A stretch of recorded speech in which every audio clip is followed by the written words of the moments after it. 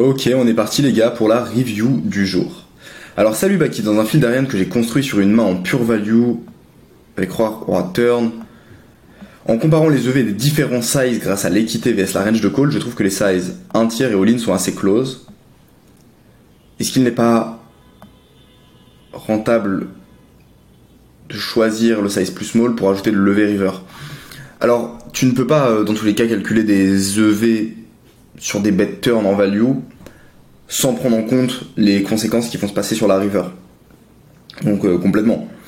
À chaque fois que tu fais un calcul sur un calcul de bet turn et que tu calcules ton équité et la proportion de la range de call, tu dois penser à ce que tu crées. La seule fois où on peut réellement calculer une EV pure de manière indépendante, c'est sur la river. Mais à chaque fois, on crée des choses.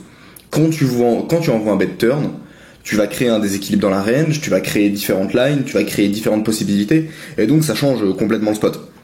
Donc je te rejoins complètement là-dessus. Il faut que tu suives ce qui se passe par la suite, et que tu regardes les EV de ce qui se passe par la suite.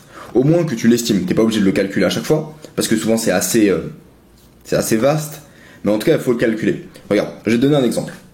Admettons, t'as un scénario où tu peux bluff turn, et bet 1 tiers et bet 2 tiers, ça a la même fold equity. Sauf que quand tu bet, ça a le même risk reward, ça a la même EV. Sauf que quand tu bet 1 tiers, vu que tu fais fold de moins, bah du coup t'as un bluff qui est EV plus river. Bah du coup tu vas préférer bet small pour avoir un bluff qui a la même EV à la turn, parce que ça va t'offrir un bluff EV plus river, alors que dans la situation où tu bet 2 tiers, t'auras pas de bluff river. Donc forcément faut toujours prendre en compte ce calcul et mettre ça en compte dans l'équation. Ok. Main de Jérémy. On va aller voir ce qui s'est fait. Donc dame 10. On open à 8. Première main de la partie, les gens s'installent, seulement 5 autour de la table. Valentin, joueur régulier de tournoi et fiche en cash game. Call 90% de mes open, entre 12 et 20. Dans ce cas-là, c'est pas un 20 de VPIP, c'est plutôt un 90 de VPIP. Et 3 bêtes plus si j'ouvre moins. Open fold théorique. Ok. Ok. Maintenant, ici, ce qu'on doit se demander, c'est quoi sa range de 3 bêtes. Il y a une première catégorisation à faire. Comment est-ce qu'on estime cette range de 3 bêtes qui mine 3 bêtes? Pour moi, on est sur une range qui nous domine forcément parce que c'est des combos qui vont nous battre, qui vont prendre ce sizing-là. C'est pas un sizing qui me paraît faible, c'est un sizing qui paraît plutôt mergé, peut-être sans les nuts. Donc, une possibilité, ce serait de relancer 70 pour prendre le spot en bluff, parce qu'on peut mettre de la pression sur toutes les mains faibles, enfin toutes les mains moyennes qui nous dominent, genre par exemple le dame valet suité, etc. Ici, tu décides de call. Vilain envoie un bet à 22, et ici il s'est bet à haute fréquence, un board qu'il a peu touché en nuts, call pour transformer ma main en bluff s'il check, et check raise sur une carte type 5, 6, 7, 8, 9. Je suis assez ok, j'aime bien le thinking. Alors après, un 4 ou un 5, c'est pas ouf pour transfo, quoi. On va pas représenter beaucoup de nuts. Mais globalement, je suis assez ok avec cette idée de call pour pouvoir mettre de la pression plus tard, surtout si c'est un joueur qui est face-up. S'il check, il check back. Plutôt une range, du coup, on dirait As-Dame, peut-être des 8-8 qui se baladent, mais une range qui est plutôt faible.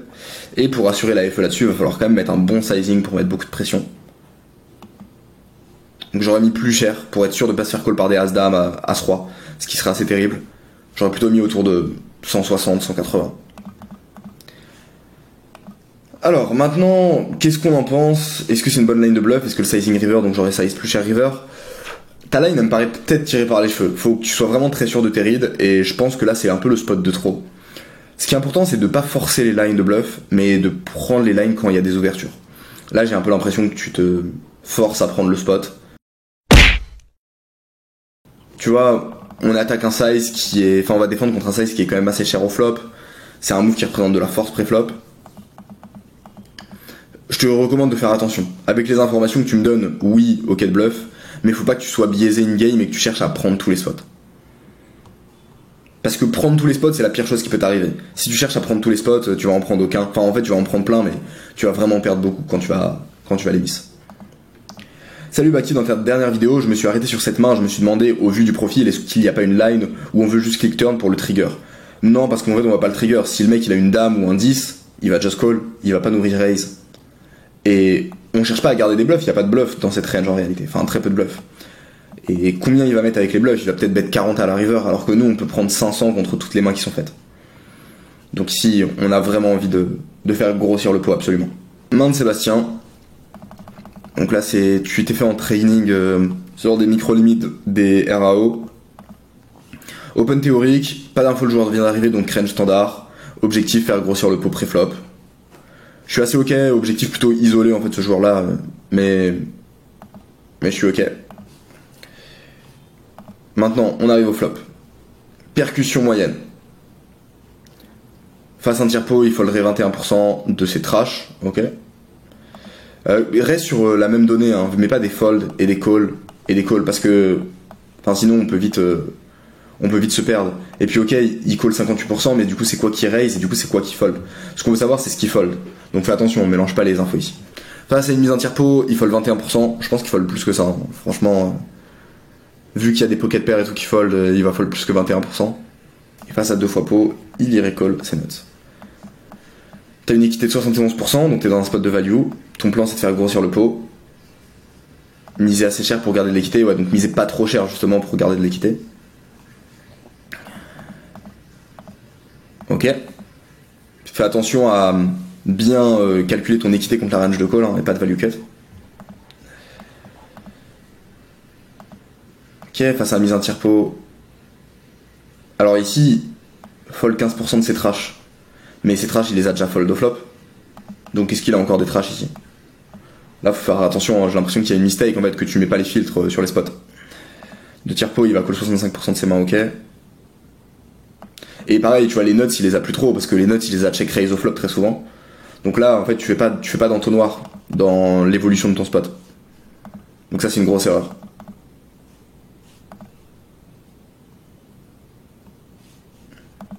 Ok, vilain call. 4. Continue à faire grossir le pot.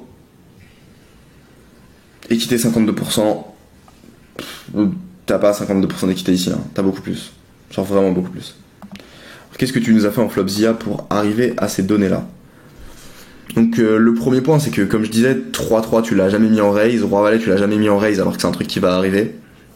T'as mis 4-4 dans sa range alors qu'en vrai c'est des combos qui vont 100% fold turn. Valet 9, il est à 0,9% du temps en fréquence, alors que c'est un combo off qui est censé être très fréquent. Valet 10, il est en ultra low fréquence, alors qu'encore une fois c'est un combo qui est censé être extrêmement fréquent. Dame Valet, tu l'as en 0,9 combo. As Valet, tu l'as en 0,9 combo. Donc là enfin il y a un bug dans ton truc. T'as fait quelque chose de bizarre parce que tes combos ils sont ultra low fréquencés sur les valets.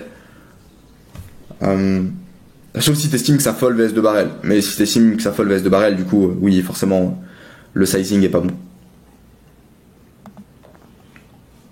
Et là, c'est une grosse erreur en fait de se retrouver dans un spot de défense. Ça, c'est sick.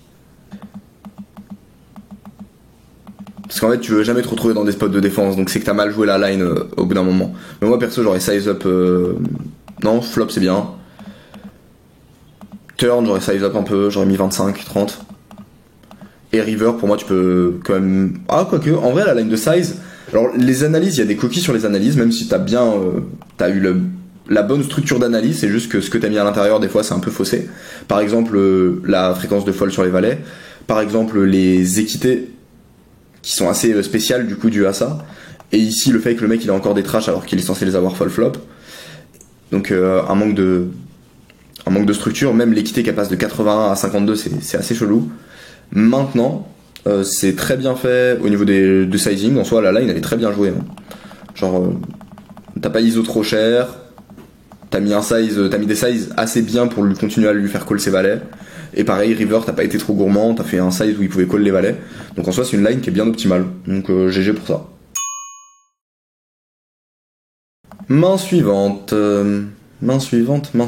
Salut Baki, je suis encore à fond dans le RAO, j'essaye de lire tes spots avec ce prisme. Je fais pas mal d'erreurs sur les A6 off en position en les surjouant sur les tables passifs. Premièrement, tu as joué au cut-off.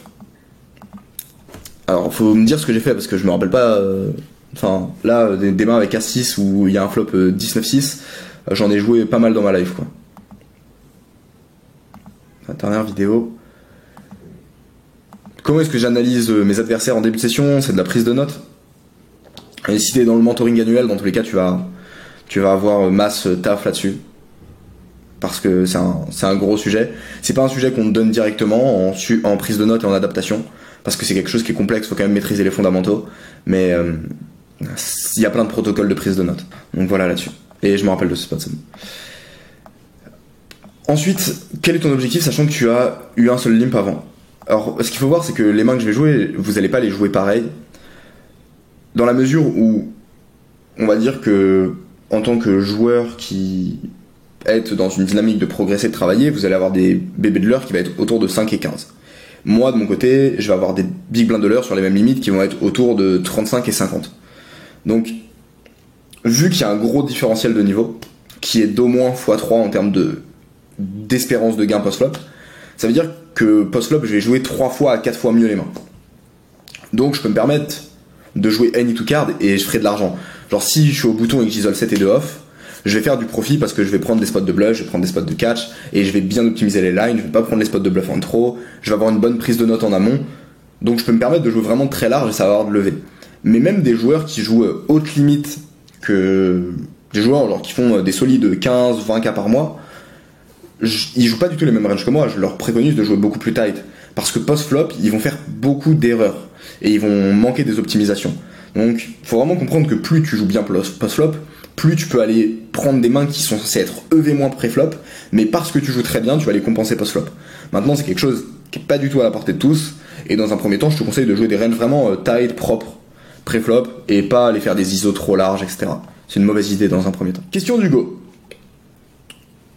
Voici un coup dans lequel j'ai du mal à définir mon plan de jeu. Les joueurs ont 500 de stack sur de la 1-3, joueur 1 standard open 10 en milieu de position, et joueur 2 call au cutoff. J'ai 9-9, valet-valet ou dame-dame, je raise 50. Déjà, j'ai pas ta position. Cutoff call, c'est un joueur qui joue assez bien, qui aime défendre en position. Comment est-ce que je vois sa range? Moi, c'est mes spots favoris en bluff, c'est des ranges qui sont très pocket orientés, connecteurs suités, et du coup, en général, c'est des spots qui sont très faciles à bluff. Donc, j'ai souvent des lines de check flop. Ils vont être assez honnêtes, et quand ça check back, je peux mettre de la pression ou value sim. Donc, flop 10, 8-5 flush draw. Alors déjà avec valet-valet, dame-dame ou 9-9, je fais pas du tout les mêmes choses. Avec valet-valet, dame-dame, je bet en value directement, je fais grossir le pot. Avec 9-9, je suis battu par tous les 10x, donc je jouerai différemment, j'irai plutôt checker. Et dans la mesure où vilain bet, j'irai check call parce que je pourrais transformer en bluff sur les flushs qui hit et le défoncer. Et si check back, eh bien je pourrais simplement bet small turn river pour value toute la partie pocket. Voilà, je pense que t'as une réponse bien complète sur ce spot. Not what she used to.